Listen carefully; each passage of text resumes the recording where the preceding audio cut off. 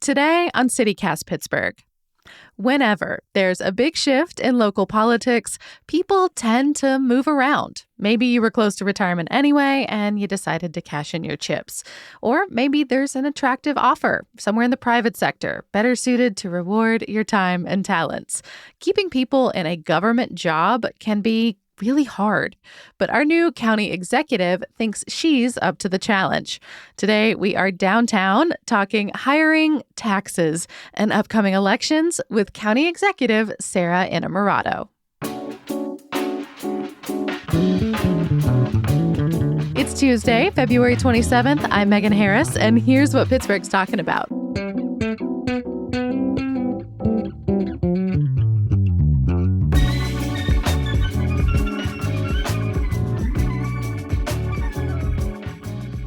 Madam Executive, thank you so much for sitting down with us here in the county courthouse. Yeah, thanks for coming over. Do you want to be called that, Madam Executive? It feels very formal. It does feel very formal. No, I'm just mostly like people can call me Sarah. Or I've been trying to make ACE a thing, Allegheny County Executive. I see it in writing a lot, but nobody says it. It feels very like Top Gun, like Maverick Goose type situation. ACE, like so. Do you want to be ACE Sarah or just ACE? It's ACE. Okay. But whatever. I feel like I can't make my own nickname. That's like too nerdy. Can't make fetch happen. Well, you are almost 2 months into the job now. What has the transition been like, from legislating at the state level, an extremely long campaign. Now you have a job, like you know what your job is for the next few years. Yeah, absolutely. So, I mean, it's been fantastic.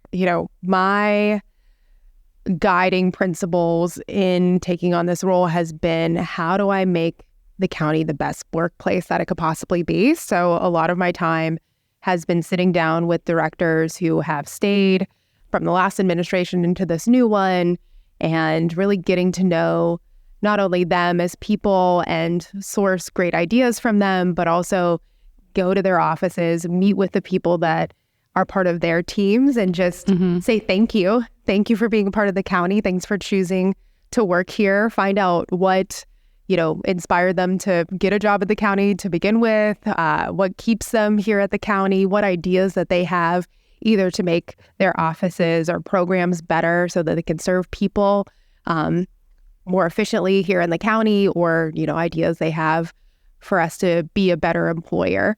Well, kind of that question of employment at the county. On day one, you raised wages for some county employees, $18 per hour in 2024, $22 per hour by 2027. Why was it so important to you to make hiring within the county such an important priority? Yeah, so this is a number that came up a lot on the campaign, but at full employment, the county employs about 7,000 people, and at the moment we employ a little under 6,000. So that's a lot of open positions. Are all those other open positions fully funded? Like, is that just not going out right now? Yeah, they're budgeted for.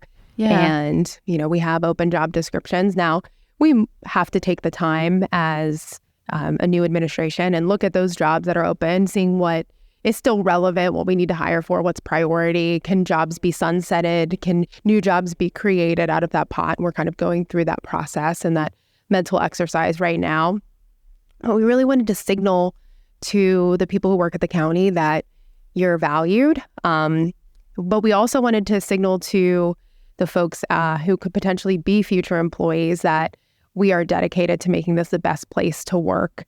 And, by no means is raising the wage the end of the conversation. It's, in fact, just the beginning. And part of that announcement, we also wanted to reward people who'd been at the county for some time, because a lot of people do make over $18 an hour here at the county.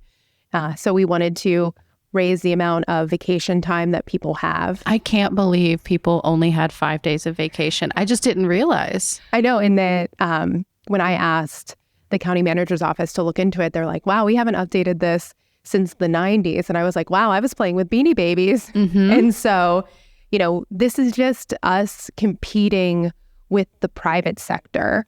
When you're looking at jobs that are available, in the private sector, you have better wages, better vacation time, more flexibility, other perks. And, we're going to need to compete with that if we want to have the workforce necessary to deliver the services that people expect in the county. And, we have an older workforce. We have some people who have committed their lives to civil service, and they'll be retiring soon. And so we already have that huge gap in open positions. And soon we're going to see a wave of retirement. So we need to make sure we're bringing in the next generation of civil servants into the folds now so that they have an opportunity to grow into these leadership positions. Well, it's been a few weeks now. Did it work? Are people applying for jobs yet? We are seeing a lot of people apply for jobs, which is great. Our office has really been focused on some key leadership positions. You have so many openings. There's the 1,000-ish. There's the more retirements that could be coming. There are folks that left at the end of your predecessor's administration, because that's what happens sometimes. And then all these high-level positions, all these directorships. Absolutely. We heard in the hallway coming in today that they just finished doing the last interviews for one position. It's so much hiring. Like, how much pressure do you feel when it comes to kind of setting the benchmark for what the county could be for the next several years? Yeah. Well, it's a lot of pressure, right? We want to get it right because, I always say that governing is a team sport, and that means working with other elected leaders at all levels of government, but it also means working with a great team to be able to execute on a vision and a strategy. So, for me, it's making sure that we're sourcing a diverse set of candidates, and we're running people through a process that, brings in people from the community to help with that interviewing process, and really having that collective voice make recommendations to our administration on who to hire in these key positions. So, hopefully, we've designed a system that gives us the best candidate that, again, has, voice from employees as well as outside stakeholders. And it's not just something that I'm doing in a silo. It's not a decision that I'm making purely by myself, but I've really built a team of folks inside of this office and outside who are helping us source candidates and make those decisions. You think you could give us maybe a status update on a few of them? Sure. So the last interview that we just did was for a brand new position that we've created in the executive's office called the Director of Housing. Housing has been something that I've worked on as an activist, as someone who was in the State House. And, when I was running for this position, I talked a lot about creating a countywide housing plan that would address everything from homelessness to housing affordability to ensuring that seniors could age in place with dignity. And we created this position within the executive's office because we know that so many of the departments, like the Department of Human Services, Department of Economic Development, even the Department of Health, have a role to play in the housing ecosystem in the county. And we wanted a position that had the power of the exec's office to be able to convene across departments, but also bring together outside stakeholders like developers, like our housing authorities, like other governmental entities to make sure that we can create a robust plan and really deliver on the promise of safe, stable, and affordable housing for all people in the county. So a big job. And you have some candidates in place. Yeah. What about the jail warden? That's a big one. Yeah. So we're really being intentional about that. We're stepping back and building a structure that's going to have community voice at the table as we're going through that interviewing process. So right now we're sourcing candidates and we haven't begun interviews because we really need to get a community panel in place so that, voice can be there at the table. Their voices can be at the table. And, we're making a decision that starts from the foundation of trust building. And if, folks are at the table, people who have been involved at the jail oversight board meetings, people who are service providers to the residents of the jail, people who have the policy and technical expertise, then, we're starting from a person who came from the collective voice saying, this is who we want to see in this position. And it's going to help us mend bridges that we have to mend with the community. And there have been a lot of puzzle pieces behind the scenes on that. I know you appointed recently some folks to the Jail Oversight Board. You attended meetings yourself, which is something that advocates have been hoping the county executive would do for a long time. Another position, medical examiner. Carl Williams retired earlier this year after a 17-year career in that office. I'm going to miss him. He had such a unique way of looking at the world. How's that one going to go? Yeah. Oh, man, Carl. The first time I met Carl, I was just blown away. He's just a jovial man with a signature mustache and always has a colorful bow tie on. And so he's going to be a hard personality to replace. But he left behind a really strong team at the medical examiner's office. And, we have sourced a number of candidates. I think globally, we have applicants. So those interviews are happening. And, we hope to have a decision here in the next few weeks. But yeah, we did a large search for that because it is a unique skill set that you need in order to run a medical examiner's office. And then we'll lump a few together. And for the sake of time, health department director, county manager, facilities director. What about those? So all of those, our health director interviews, I don't believe have started. But again, we have a strong pool of candidates that are sourced nationally. And we've started facilities manager interviews. And I think those final recommendations are coming our way next week. And then what was the other position? County manager and county facilities manager. Facilities, we're good. Those recommendations are coming to us from the talent committee. And then we have to start interviews for the county manager position.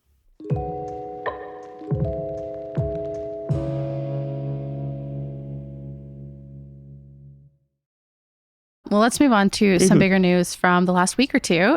First up, it is election season. Again, somehow.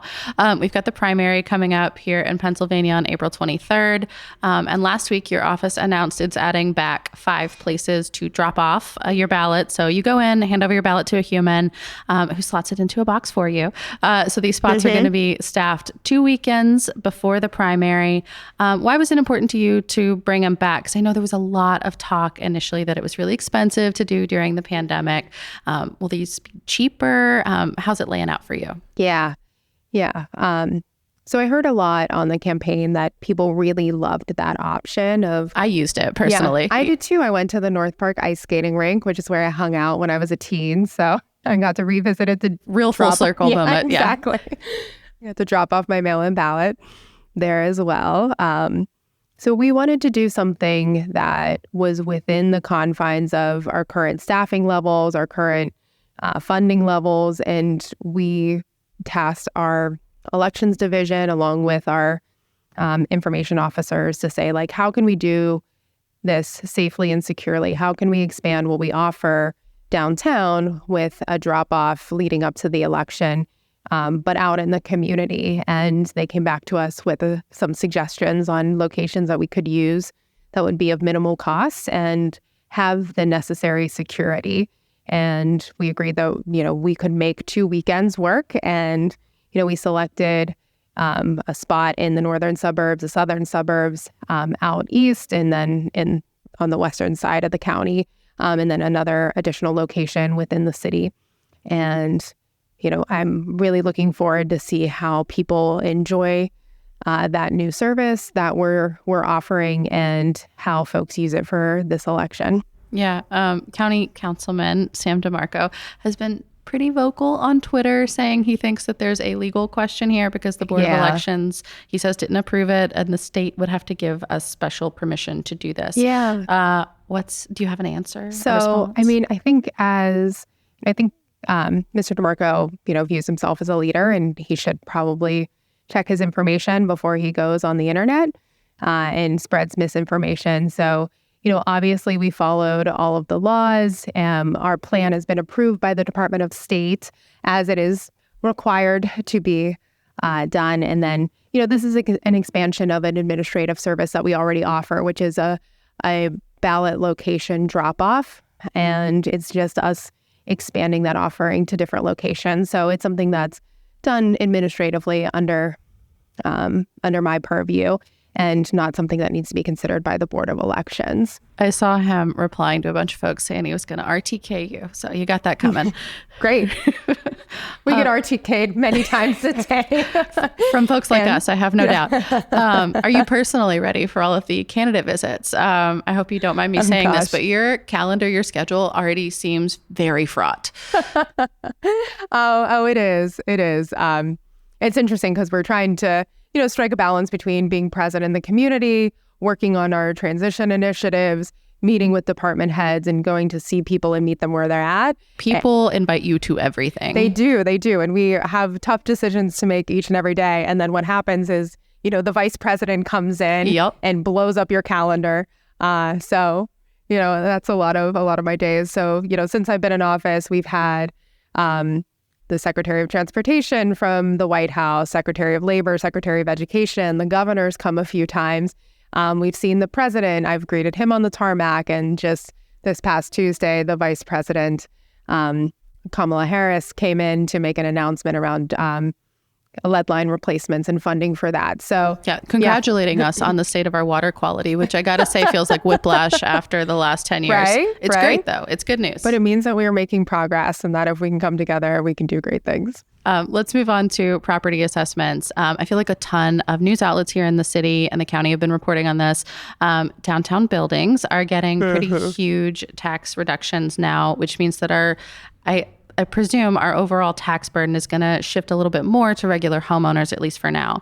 Are you planning at all to order a countywide reassessment to rebalance that whole tax base? Yeah. So anything having to do with a reassessment, we need to be able to form a task force and have a conversation because you have people on both sides. There are people who have been like, you've been in office for 7 weeks. Why have you not done a reassessment? This is absolutely necessary. And you can do that. You can do them every so often, like every few years, or some more often. It feels like in our history, they've been court ordered.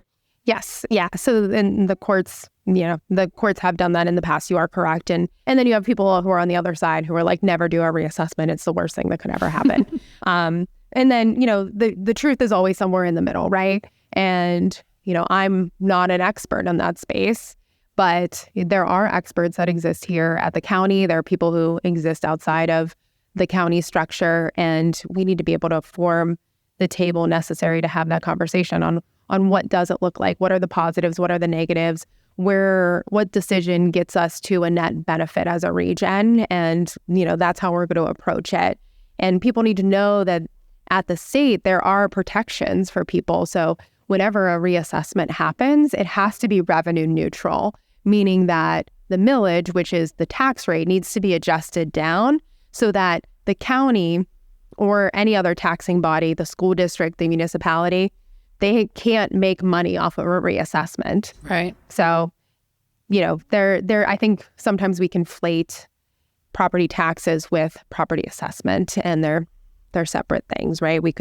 There's a different avenue to raise millage, which is raising your actual tax rate based on an assessed property value. I think what I'm hearing is we're not sure yet. Is that true? Yeah. I mean, I think these are difficult. I think that was always a struggle on the campaign is that, the way that we approach things are very important and process is crucial to delivering good policy solutions. But those don't go well in like a little snippet.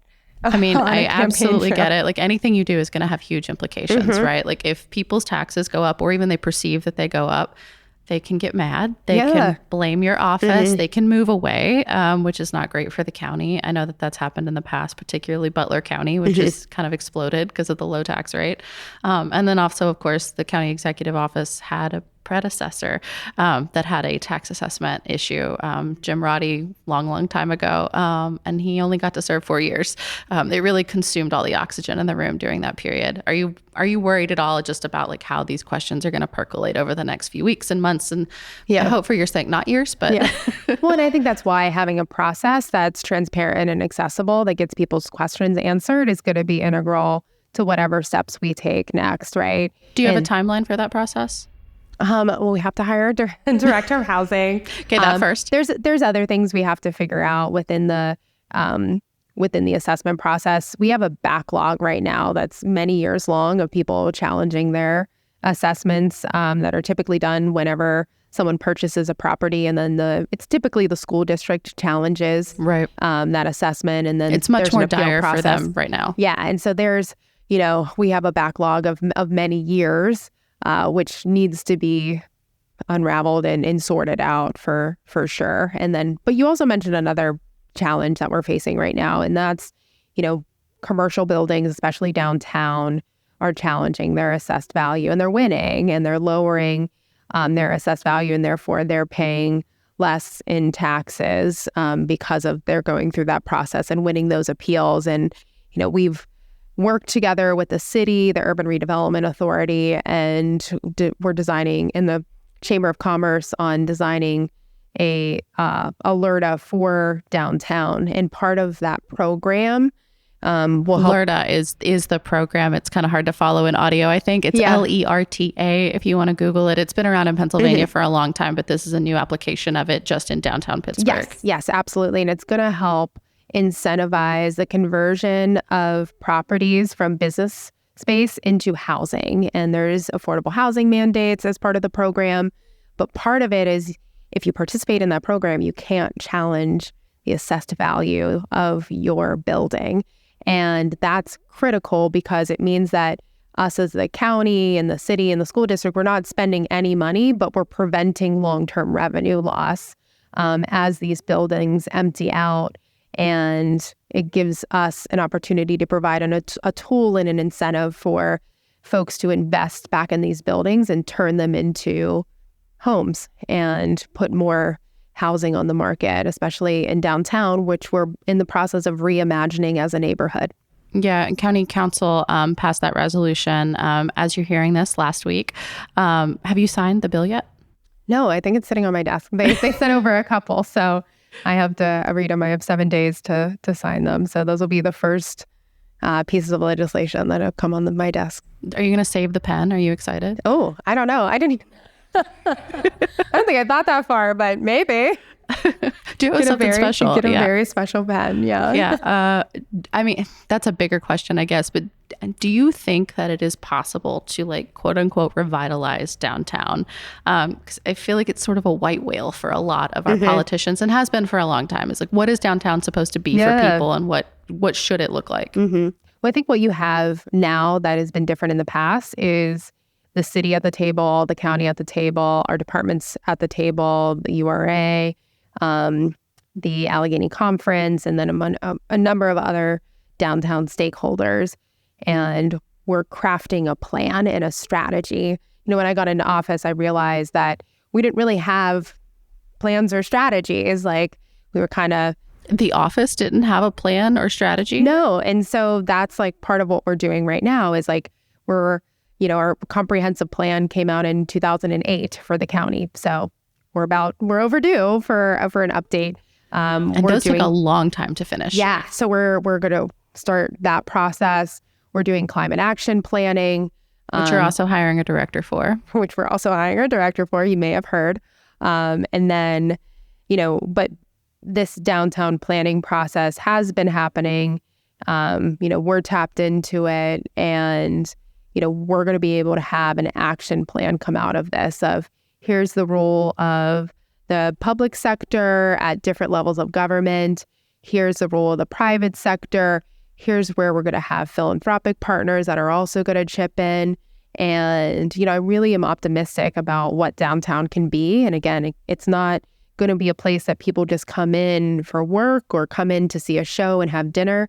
We want it to be a neighborhood and something that's active and safe, kind of around the clock.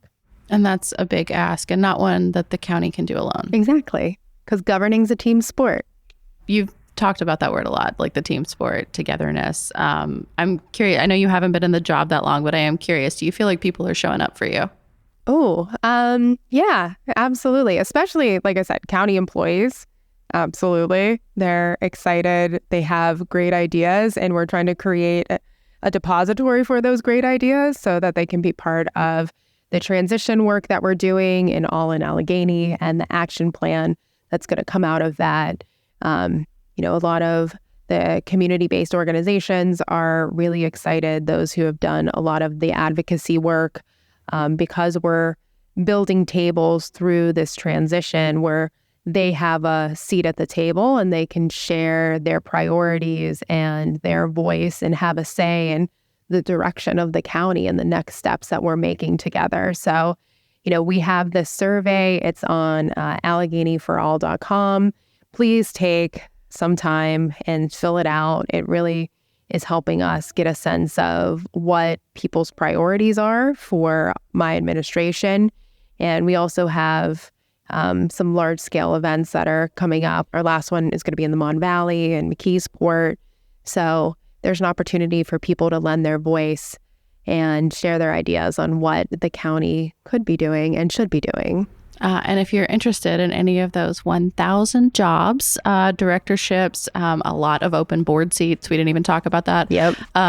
Most of those are also listed at that same website. So absolutely. AlleghenyforAll.com/jobs. Mm-hmm. Sara, thank you so much. Oh my gosh. Thank you for coming and hanging out. That's all for today here on CityCast Pittsburgh. We checked in with the county executive staff after we recorded this, and she has, in fact, now signed her first pieces of legislation. What a week. If you have ideas for future questions we should ask Sara, Mayor Ed Gainey, or the directors of other big organizations in town, maybe Pittsburgh Regional Transit, we would love to hear from you. Please text us or leave us a voicemail at 412-212-8893. We'll be back tomorrow morning with more news from around the city. Talk to you soon.